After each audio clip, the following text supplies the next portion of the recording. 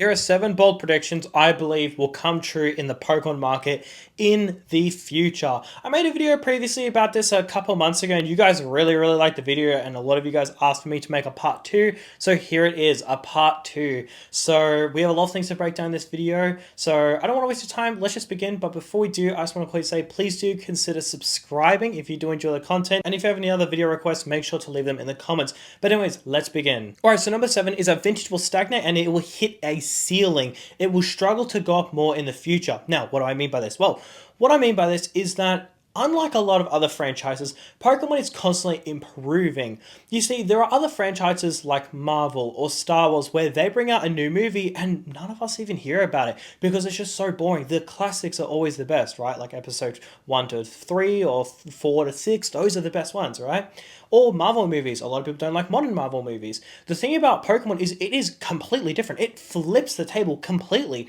Pokemon is constantly improving. Pokemon is constantly getting better. And if you look at the new generation, being my generation, millennials, and Gen Alpha, we don't care about vintage. The only people who care about vintage are the people who grew up with it. Nothing wrong with that. But being real for a second, every day that goes by, there's less and less people interested in vintage. The artworks are day and night. It's not like it's similar artworks, but it's just like an older version, right? Like Magical the Gathering, you look at the artworks and they've pretty much remained the same. It's just they've made some adjustments here and there, but for a lot of them, they're pretty similar. Same with Yu-Gi-Oh! A lot of the artworks are very similar, but the thing about Pokemon is they've taken a completely different route. They've done gold cards in the new set. They've done tag teams. They've done trainer cards. They've done all these different things, alt arts, SIRs, God packs, demigod packs, master balls. They've done different promo exclusives. They've done so many different things. And I believe that this will just make people not interested in vintage. I think vintage is going to stagnate. I don't really see it doing that well in the future. Alrighty, number 6 is that a lot of the expensive cards are going to begin to decline and those ridiculous prices that come out the gates are not going to happen anymore. So this specifically goes for the 5-figure cards. So I'm talking about like 50k cards, 30k cards. I believe that these are just going to stop. Like I just genuinely believe they're going to decline. And a big reason why is because we haven't really seen a pullback for about 10 months until now. This is the first pullback we've seen. And I made a video talking about how the euphoria of Pokemon has been broken and the future of Pokemon is going to be very interesting. And I made that video here, so make sure to check that out if you are interested in. But I was talking about how no matter what you'd buy, it'd constantly keep going up. So people felt comfortable to spend money that they don't actually have. And I think this has just happened with like modern cards. Like the McDonald's Pikachu, for example, right? A card I said, please don't buy. Like short term, it might do okay. Realistically, none of us have any idea short term. Long term, it'll just do shit. It's down like 40% from its high. Like I really hope you didn't buy it, man. It's just doing shit. But you look at the McDonald's Pikachu and the BGS, there's a black label Pikachu that came out and it sold for $22,000. I looked at that and I was like, are you like, is there something wrong with you? Why would you buy that? Like, obviously I didn't talk to the person. I don't know who the person is, but the person who bought that, I'm thinking like, really? So I don't think we're going to see any of that happen anymore. I just don't see that. Like the Umbreon VMAX. The Umbreon VMAX from Evolving Skies a couple of years ago, it was still Evolving Skies was still regarded as the best set of all Pokemon. Yeah, a black label sold for like 4, 5, 6k. It wasn't ridiculous. PSA 10 was maybe like $1,000. Black label was like 4k. Fair enough. Now black labels have to be like $50,000. I don't think that's going to hold. And also a lot of expensive cards that's jumped from like a couple $1,000s, like ponchos for example, I don't think it's going to hold. How is that going to hold? I don't think a card going from like $2,000, $3,000, $4,000 to like $10,000 plus dollars, I don't think it's going to hold. It's just a lot of people spending money that they don't have. And now the euphoria has been broken, these cards are just not going to hold in price. And this also goes for gold stars for the record. There is a theory with gold stars and ponchos, and I completely agree with it for the record. This is something I've never really mentioned it, but yeah, I guess we'll bring it up today. I think that a lot of gold stars and ponchos growth has been contributed by vendors playing hot potato with it. So there is a theory with Pokemon that people who pump up the market, and not people, but like the market going up is an amount of investors just constantly buying and selling it off of people. Like say someone buys Fusion Strike for $500, sells it for $600, but the person who buys it for $600 plans to sell for $700, and the person who buys it for $700 plans to sell for like $800, and it just keeps like everybody keeps playing hot potato, right? I don't agree with that. I think that's bullcrap. The market is way too large for that to happen, right? For like Destined Rivals, Evolving Skies, and stuff like that. But for Gold Stars, it's entirely popular. You'll have a Gold Star Rayquaza on auction sell for, let's just say PSA 9, sell for 10k, okay? And then the next one will sell for 15k, and then immediately everybody wants 15k. But then people go, it's constantly going up. So at my vending table, I will charge 17k. And then people go, you know what? Another one just sold at a record sale. And every single one was coincidentally like 5 to 10% more than the previous one. It just slowly but surely kept going up. And the same thing happened with ponchos. They just slowly but surely, unsustainably just kept going up. Ridiculous numbers. And I think what happened was a lot of these vendors and a lot of resellers bought it playing hot potato with each other. They didn't do it intentionally, like it was an accident, but think about it. Who actually owns ponchos? I'm not saying that it's like no one cares about ponchos. I personally think the artworks are beautiful, but they are hyped so much on social media. Same with gold stars. Gold stars are hyped all the way to the moon. They are hyped so much. I'm not saying they don't look good. Like, I'm not saying they're ugly cards. That is not what I'm saying. But like prime cards, no one cares about prime cards because it's all about gold cards. Legendary Collection Reverse Holo, no one cares about that. It's all about prime cards. E-Reader, oh, we all just forgot that exists. Crystal Era, all forgot that exists. The focus is on gold stars and ponchos. And I think what happened was you had a bunch of big boy influencers just constantly talk about his cards. They would display in the background of their videos. They would do a sale where they have like a 10-year-old have like a $10,000 poncho. Have you guys seen those videos? Do you guys think they're actually organic? I think it's all just bullshit. But you are multiple videos of like a 10-year-old selling their $10,000 poncho. Huh? What? I've never seen a clip online of a 10-year-old having an Umbreon, a Gengar, or anything like that, or Grey Hat. It's always ponchos or gold stars. Like, it just felt so unorganic. And I don't think it's going to hold up in price. I could just be full of shit. We could see 2026 and then gold stars just become like way more expensive than they are now. I just don't think that's going to happen though. I think the market's going to do just fine, except for those. Alrighty, number 5. I think that the market is going to mature a lot more in 2026. I think the market is going to calm down while being incredibly hot, incredibly popular, releases still selling out. I think it's going to mature a lot. And when I say this, I mean that I don't think we're going to see a $20 card get pumped all the way to like $150. I think we're just going to see the market mature a lot more. You had a lot of people buying the Drowsy illustration rare. You had a lot of people buying Pokemon Center like PSA 10s for like $2,000-$3,000 when it was like a Temporal Forces Pokemon Center ETB promo. And you had a lot of people buying things that they didn't really know what they were actually buying. I had this experience, multiple experiences, at the start of the year. I would sell a Pokemon item and I would just talk to the person. A lot of time whenever like I sell a Pokemon, like I don't know, let's just say I sell like, I don't know, one of these Japanese boxes. Like I meet up with the buyer in person, we're chatting, and like all the time we'll just chat, we'll talk about different things, we'll talk about the market. It's just, just having a friendly conversation for like 5-10 minutes. I noticed that in February to March, some things that people would say was just like not true at all. Like some people would say that like Japanese is king and it does way better than English. Like someone was telling me that they're not going to buy Journey Together, but they're going to buy like Battle Partners when it was like $150 USD a box. And I said to him, I was like, that is so stupid. He was like, oh yeah, but like they're more popular in Japan. I was like, no, you're going to lose money. And the dude has like lost over half of his money. And I had people telling me that like 2-year-old sets, like Obsidian Flame Scarlet and Violet Base, are like 5-year-old sets. And I'm like, what? Like, huh? What? So you're going to see the market mature. So the reason why you're going to see the market mature is because the average amount that people stay in a hobby, well, the Pokemon hobby, is 9 months. That is the average. People don't stay in the market usually longer than that, from when they enter to when they leave.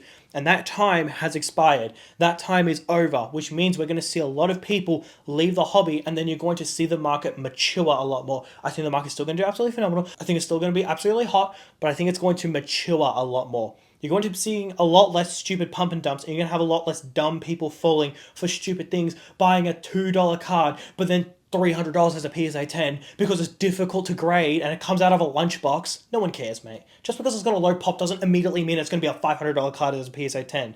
But no, you've got new people in the hobby who are convinced that low pop immediately means it's going to go up, which is not how it works for the record. It's supply and demand. You're being lied to. And that's why you're seeing cards like the Drowsy. People say, oh, well, it's hard to grade. No one wants it as a PSA 10. No one cares about that card. It's the ugliest card I've ever seen in my life. I literally see it and I want to run it in the other direction. Like, dude, it's the ugliest card I've ever seen in my life. No one cares about it. And when I say no one cares, the chart agrees with me. You look at the chart and holy crap, that thing dumped. But that's not going to fly in 2026 like it did fly in 2025. in my opinion. All right, number 4. This is a prediction more for like Q3 or Q4 of 2026. I believe we're going to see Sword and Shield have similar box price numbers that Sun and Moon had at the start of this year. Good example is Team Up was about the $4,000 range. Cosmic Eclipse was like, what, $2,000? About to there. Could have been higher, could have been less, but it's around that range. I reckon that Sword and Shield is going to be very similar to those numbers in about 12 months from now. I think that's going to be the case. And I think after that, Sword and Shield is pretty much going to stagnate. I would say Sword and Shield is probably going to have one more leg up by the end of the year. Maybe like November, maybe December. I reckon Sword and Shield is going to have a leg up, but I think that's it for like Sword and Shield for a good while. I don't see it going up a whole ton more for a good while, but then we could see like a really big leg up in like Q2 or Q3. The reason is just because the older box usually gets, usually the leg ups are more aggressive but less frequent. So like X and Y is a great example. X and Y did not move for 3 years, and then it all just like exploded in price. Same with Black and White. Black and White did not move for many, many years, but they just exploded in price. Same with stuff like Base Set, Skyreach. These sets didn't really move, but then one day they just exploded in price. I think this is going to happen with Sword and Shield, where the leg ups are going to be a lot less frequent, but it's going to be very large leg ups. So I believe that the Sword and Shield prices will be very similar to the prices that Sun and Moon boxes were at the start of this year. Alright, number 3, I believe that Prismatic Evolutions is already going to start exploding next year. Once again, Q3, Q4 of next year, I think that Prismatic Evolutions is going to start exploding. Big reason why is because no one's going to want to risk missing out on Prismatic Evolutions. So the argument that they're going to print into the Oblivion has been just like completely crushed. Like, that is just not valid. The idea that's being printed into Oblivion and it's going to crash is just, it's just not holding up, if I'm being honest with you. So that scenario where Prismatic is going to MSRP is not really going to happen. But what I think we'll see is, I think as Prismatic Evolutions gets closer to being the 2 years old, so Prismatic Evolutions came out in January, we're in the 10th month, so it's got about 3 more months until it's a full year old. When we get to like Q3 or Q4 of next year, it will approach being 2 years old. Once it's 2 years old, that's where it gets really dicey not buying it, because it's getting very close to being out of print. So what I think is going to happen is, I believe that Prismatic Evolutions is going to like jumpstart and already start exploding in price before it goes out of rotation. So in Q3 or Q4 of 2026, it's going to start exploding in price. And the reason is because Prismatic Evolutions, it's not worth missing out on it. It's just not worth it. So I think that a lot of people are naturally going to just go, you know what, whatever the price is, I'll just freaking buy it. Like, I've just got to buy it whatever price it is. So I think we're going to see Prismatic Evolutions absolutely send it in 2026. All right, number 2. Now, a lot of people talk about Sun and Moon and say that the reason why the boxes are so expensive is because the booster boxes are so rare. There either weren't reprints or they were very small. I think the same thing is going to happen with Scarlet and Violet. I think booster boxes are just going to be practically impossible to get. I think that the premium for booster boxes is going to be through the roof. The reason is because once 2026 comes by, you are going to have multiple years or a year plus of sets being released and the booster boxes not being affordable. And this is something I talked about in another video. People can't hoard Pokemon. Back in the day, you could just buy Fusion Strike booster box cases for $600. Now, if you want to buy a latest set in a case, it's like $1,500 plus, $1,500 on the low, like $1,800 on the high. Probably even more. Stuff like Destined Rivals is like $2,500, $3,000, well, not $3,000, probably more like $2,500, maybe even like $2,800, whatever it is. A lot of people aren't hoarding it. When I say hoarding it, I mean not to the level that Sword and Shield was hoarded. And people who say like, oh, there's more people holding Pokemon than ever. Yeah, but how much can people actually hoard though? Like, I have 8 boxes of Destined Rivals, I want like 50. Fusion Strike, I bought 22, costed me $100 each, it's like $2,200. Okay, if that was now, I would have bought 100 Fusion Strike boxes. But it was purely because I only had $2,200 to spend on Fusion Strike. $2,200 on Destined Rivals gets you like 4 boxes, or 5. So what we're going to see is, we're going to see these boxes, the premium for them versus loose pack and blisters, be extraordinarily expensive. That and limits. And also Pokemon not reprinting them as much. Pokemon don't want to reprint booster boxes because it doesn't really satisfy a large customer base. It only satisfies the one person being able to buy the booster box, versus collection boxes, text stickers and stuff like that. It has a cute little promo, some stickers. It has something for everybody, right? So it's a lot more like consumer friendly. So you've got that, but you've also got card shops not selling at retail, but also having limits. So if it's like 5 packs per person, you can't get a booster box. So you got that. So yeah, I think that booster boxes are going to have a redonkulous premium on them. I think it's going to be pretty crazy because we're going to approach an era where it was like in the future. Think about it. Like if you think about Fusion Strike, like it was easy, anyone could buy it, right? Think about Dustin Rails. Think about how much of a pain in the ass it is to get Dustin Rails in the future, or journey together enhanced boxes. Think about journey together enhanced boxes. Imagine telling somebody how hard it was to buy journey together enhanced boxes back in the day. It's like, well, you couldn't buy it anywhere. No one had it at retail, and people who had it for sale, there weren't many available for sale, and they were incredibly expensive. Or you had to buy it off shady sources or this or that, and it was incredibly just a pain in the ass to source. And this will age really well because it brings in a barrier from people just buying up the whole market and just buying thousands of these to invest in. It actually puts a limit on everybody. It's like, well, hey, I know you want to invest in Pokemon, but unless you want to pay $800 a Desmorales booster box, you ain't getting more than like 20, pal. Like you get what you get and you're grateful. Rather than Sword and Shield, where you could buy 22 boxes of Future Strike for $2,200. That's not even close to what we're seeing with Scarlet and Violet. Alrighty, now the final prediction is that 2026 will be more popular and there'll be more excitement than 2025, but I think we'll see less in percentage gains in the current items that we hold. So, Paladin Fates. I bought a Paladin Fates display for like $300 or $400 USD. Okay, cool. That box is now worth like $1,500 or whatever it is. I don't think we're going to see it then go to 4.5k. I don't see that happening at all. So I think that in 2026, the market will be incredibly popular, but it'll be very mature. So people aren't just going to immediately go, oh my goodness, oh, Future Strike, I'll pay $2,000, whatever, I'll pay $3,000, $4,000, whatever it takes. Like, I don't think that's going to happen. I think the market's going to be incredibly hot, incredibly like influential, but I don't think that we're going to see the percentage gains we saw this year. In my opinion, this is a healthy thing. This is a good thing. It's good to revert back to a market where the percentage gains are sustainable. Not 2xing every 2 months, but just sustainable. That's what I think the market will do. And I think it's a good thing. It's a good thing for the long-term potential. I don't want to see Paladin Fates being like $300 a booster model by the end of next year. I don't want to see that happen. I want to see it like 150, 200. It's right now 100. So a good, nice, healthy price increase rather than like $300, $400, $500. Like if that ended the next year at $150 a bundle, I'd be wrapped. I'd be like, heck yeah, dude. $50 extra per bundle, I'll take it. So yeah, that's going to do it for today's video, guys. Let me know what you guys think.